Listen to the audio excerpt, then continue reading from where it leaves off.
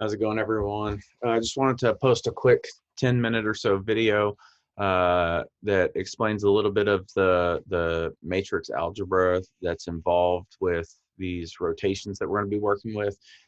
It's not the specific numbers that we're going to be discussing today that's important, but more so just conceptually understanding what it means to rotate this data and how it actually works. So we'll start with a refresher on linear algebra. And say we have this 2 by 2 matrix 2, 3, 4, 5, and this 2 by 3 matrix A through F.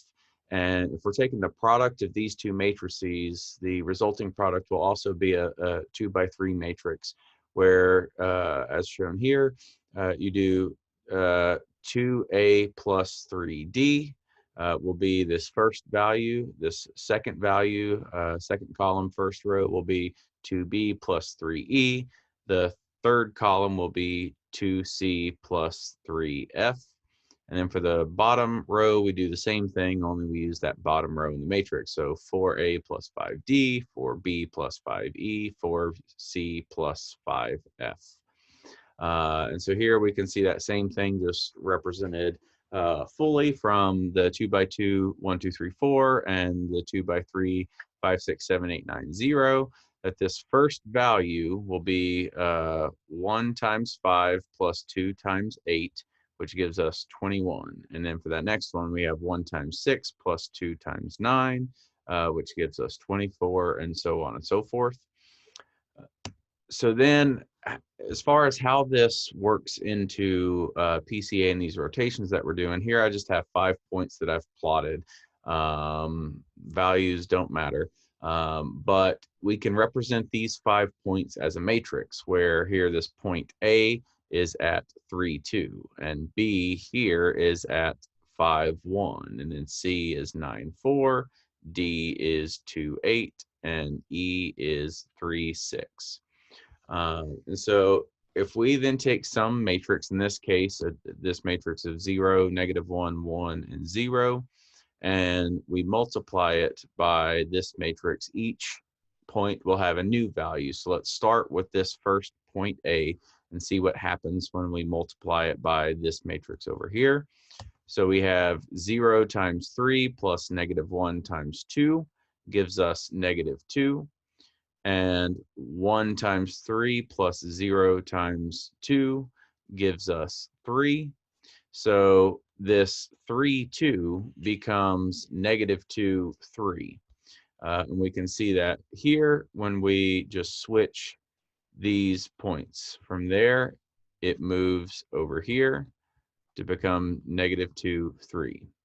Then for the next point, we have 0 times 5 plus -1 times 1 gives us -1. And 1 times 5 times 0 or plus 0 times 1 gives us 5. So the second point moves from 5, 1 to -1, 5. And then I'm going to take out this middle chunk here, just to save some space, but then we continue doing the same thing, where now when we have 9, 4, when we multiply it by this matrix, this point here becomes -4, 9, so it bounces over here. And then that next one, 2, 8, multiplied by that matrix becomes 8, -2, so this point here jumps down here. And then finally, with that last one, 3, 6 times that matrix is -6, 3. And so this point will move now over here. So when we take our original data points and multiply it by this matrix, it now results in a graph that looks like this. And if we watch this transformation here, this animation is just going to toggle back and forth between the original matrix and the new matrix. And what you can see is that this 0, -1, 1, 0 is a 90-degree left rotation.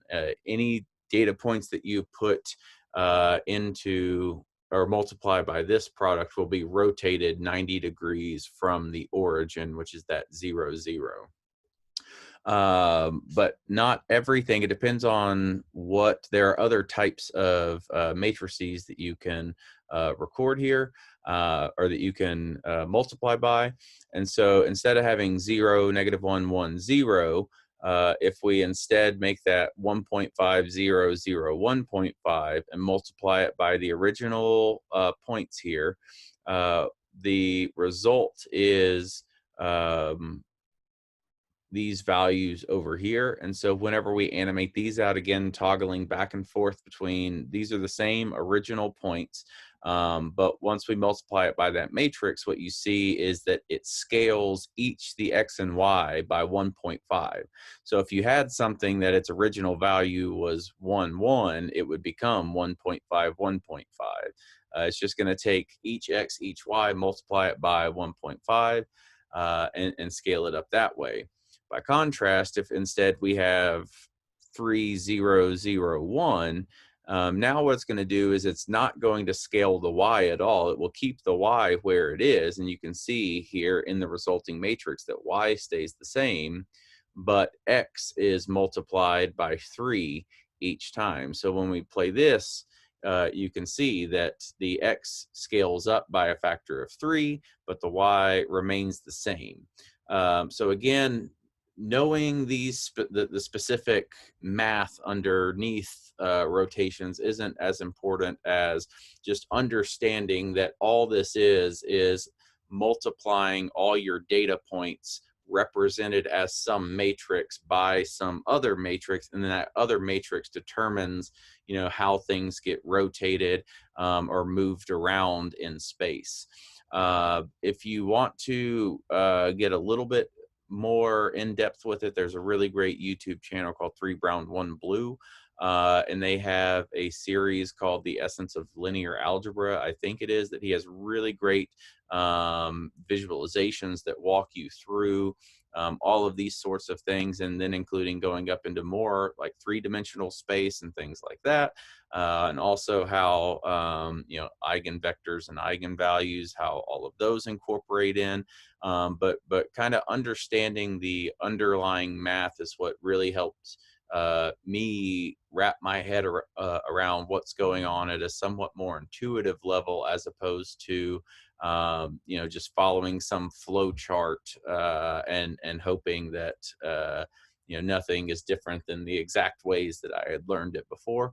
So hopefully at least having this conceptual understanding of, oh, you can multiply points by some matrix to transform the points in some other way, helps at least clarify it somewhat for you. And I will be seeing you all soon.